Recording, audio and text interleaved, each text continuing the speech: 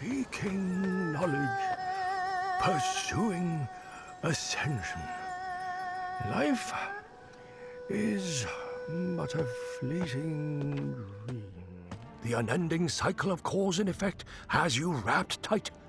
This land is no longer as it seems. Wuchang Fallen Feathers is a meditation on causality, on the endless cycle of suffering that is existence, and on whether the force of predetermination can ever be overcome. As with many others in the Souls-like genre, Wuchang asks striking questions but leaves the answers up to interpretation.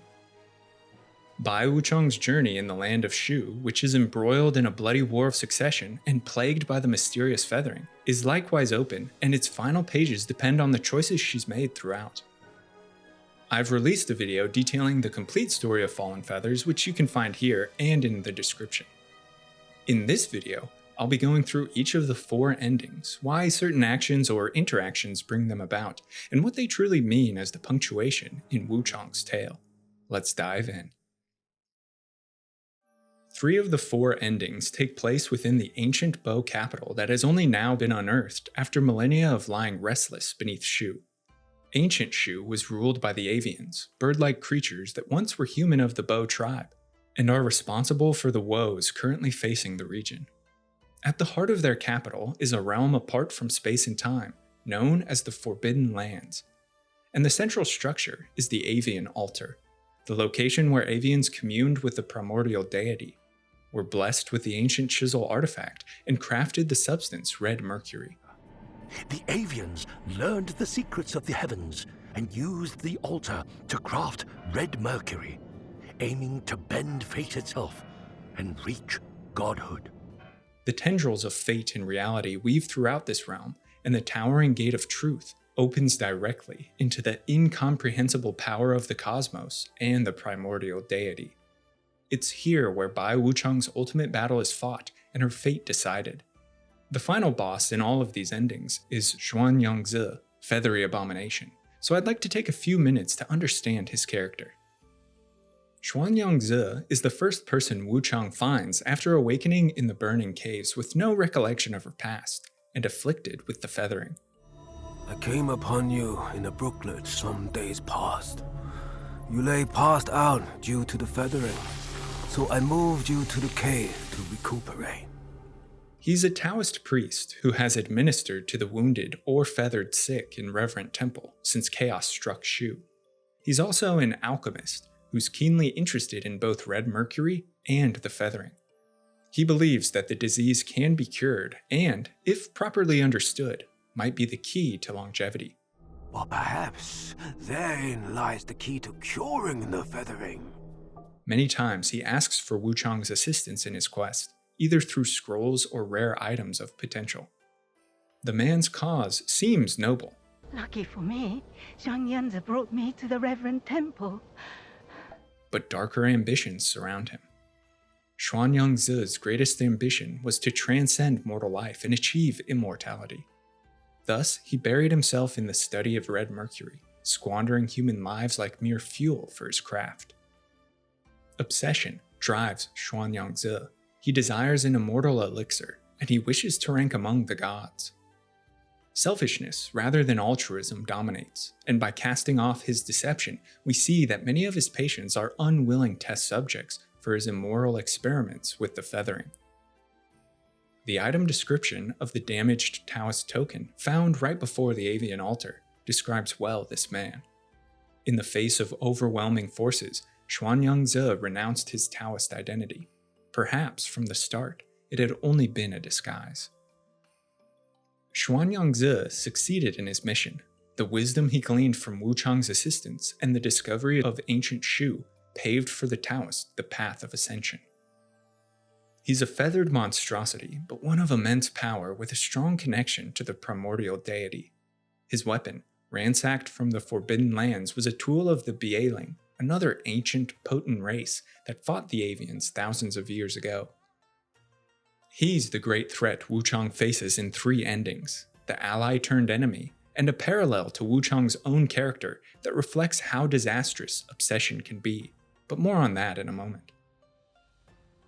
The first ending requires that Wuchang give Xuanyangzi the jade feather chisel, ostensibly to develop a cure for the feathering, but in truth, merely to fuel his transcendence. So it is! So it is! A way to save the suffering! This was the same chisel used by Madame Huang Yan of Snowfall Palace to create the perfect bride for her son. Its power resurrected Fang Ling, but transformed her into a monster. Xuanyangzi offers his service during the fight with the returned Dragon Emperor, Zhu Yujian, in exchange for the chisel. He trembles in hysteria after falling into the ancient Bo capital. Thanks to that chisel of yours, I'm one step closer to my ascension. At the altar, his treachery is finally revealed, and Xuanyangzi crosses blades with Wuchang. Though she slays the monster, he isn't truly dead. His studies, and most significantly the power of the jade chisel, allows the man to return from beyond death. The gate of truth prompts us to enter the stream of samsara. Samsara is a Sanskrit word with a difficult direct translation, but means loosely wandering or cyclic change, and it's associated with the beginningless cycle of life, death, and rebirth, critical to both Hinduism and Buddhism. To continue the cycle of samsara is to remain in karma and existence. This foreshadows Wuchang's fate. Just as she's about to enter the infinite, Wuchang's run through by the Taoist.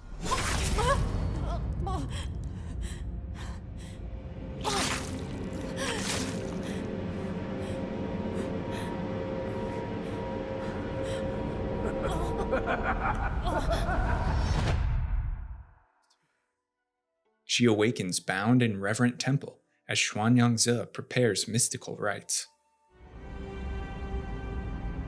Rise, clothe these white bones once more. What these words and the achievement title, Jar Full of Medicine, suggest is that Wuchang will be distilled into an elixir or alchemical agent to continue to prolong the Taoist's life. As she struggles, we hear the voice of another Wuchang coming down the stairs and approaching Xuanyangzi, a repetition of their opening conversation. You know me. Indeed. Time has passed, yet our paths intertwine once more. This past Wuchang is dead. The cycle of samsara continues. And it will be up to this future Wuchang to uncover the Taoist deception and break free from karmic rebirth. The second ending, Dream Sweet Deceit, is interwoven with the narrative of a mysterious character named the White-Robed Elder. First met in Worship's Rise, the Elder appears in locations where feathering outbreaks are at their most severe. He talks often of inner demons, madness, and feathered terrors, and is himself racked with an internal fight over his own sanity. No. Who are you? Why are you saying this? Monster! My mind is my own! The White-Robed Elder is a pseudonym for the famous commander of antiquity, Zhao Yun, the White General, who led his army in battle against the Avians 1,000 years ago. The ghosts that haunt Mount Zhenwu's tombs are the lingering spirits of his fallen soldiers. Zhao Yun claimed a prize in the conflict that would ultimately lead to his undoing. The general once commanded his army in a brutal clash against the monsters. Though he emerged victorious, claiming this object, the fallen soldiers and the beasts of the forest transformed into haunting nightmares that plagued him ever since. The cyan feather chisel is the missing fifth shard of the ancient avian artifact. Reuniting these pieces is believed to give one true control over life and death, space and time. The chisel consumed its bearer and drove Zhao Yun mad. Only his hatred of the avians and his obsession with killing the bow sorcerer preserve him. The monster must be hiding within. My long search has finally come to an end, and now my soul may find solace. You possess great strength. Will you join me in the forest to end this demon once and for all? Should I fall prey to bewitchment, Stop me at any cost. I would not wish to be a pawn to darkness and cause havoc. Excellent. Make your preparations, then let us reconvene in the woods. For this ending, Wuchang must assist the White General in the avian forest and track down the bow sorcerer. Once slain, Zhao Yun's obsession dissipates and he rests in the glade of an ancient tomb, telling us only this: Discern the truth, and then we shall speak again. After Wuchang uncovers the truth of the fallen Bow capital beneath Shu, she returns to confront the White General. Killing him releases his spirit from its wanderings, and Zhao Yun can finally rest. Critically, Wuchang now possesses the cyan feather chisel, and having acquired the others through the story, has a combined artifact. But their lore descriptions are filled with warning and foreboding. Allows you to command time itself, the essence of reincarnation. Yet, reviving the dead only deepens the sins and suffering of the world. Those who meddle with forces beyond their grasp inevitably pay a steep price. Like the general, Wuchang is a slave to her own obsession, that of reviving her dead sister Bai Yu, and banishing her immense guilt over that fact. Wuchang's past lives that have succumbed to this desire manifest in the plain warrioress. As the lore of the obsession armor, the reward for defeating the demon of obsession states, cause and effect flow in an endless cycle, like the unbroken turn of a wheel. The so-called inner demon is but the lingering mark of those ensnared in reincarnation, unable to break free. Even after 1,000 journeys through endless dreams, she never let go of her obsession, reviving Bai Yu. With the 5 shards, Wuchang faces a riddle gate in the depths of the Bow capital. To answer, the wheel turns anew, transports her to the secret shrine dwelling, but also implies that she remains ensnared by causality and the spinning wheel of samsara. Her desire for Bai Yu tethers Wuchang. Here is where the plain warrioress confronts Wuchang as her inner demon of obsession. The chisel is complete. By you. It's time to bring you home. She represents Wuchang's inability to let go of past mistakes. Only if all 5 chisel shards have been gathered does the demon show herself, and once defeated, Wuchang ascends the altar of samsara. 2 rings of samsara, cause and effect, one given to Wuchang by her companion Heyu Zai, the other given to her by Fang Yao, the sister of Fang Ling, who escaped Snowfall Palace's dungeons, are needed to interact with this altar. By doing so, the split rings are forged anew in the shape of eternity, the ring of samsara, rebirth. This even more firmly binds Wuchang to another cycle of dream, illusion, and reincarnation, and the united ring is critical for this ending. After defeating Xuanyangzi, Feathered Abomination, Wuchang approaches the Gate of Truth and the primordial deity. Here, she's prompted to enter the realm of dreams, a place of wish and self-delusion. The cosmic tendrils of the deity bind Wuchang tight, and she's transported either to another place in time, or projected into the dream within her own mind. She awakens on a boat with Heyu Zai, and more significantly, her sister, Bai Yu. Now, whether this is true resurrection brought about by the united chisel, or simply an illusion within the dream, is uncertain.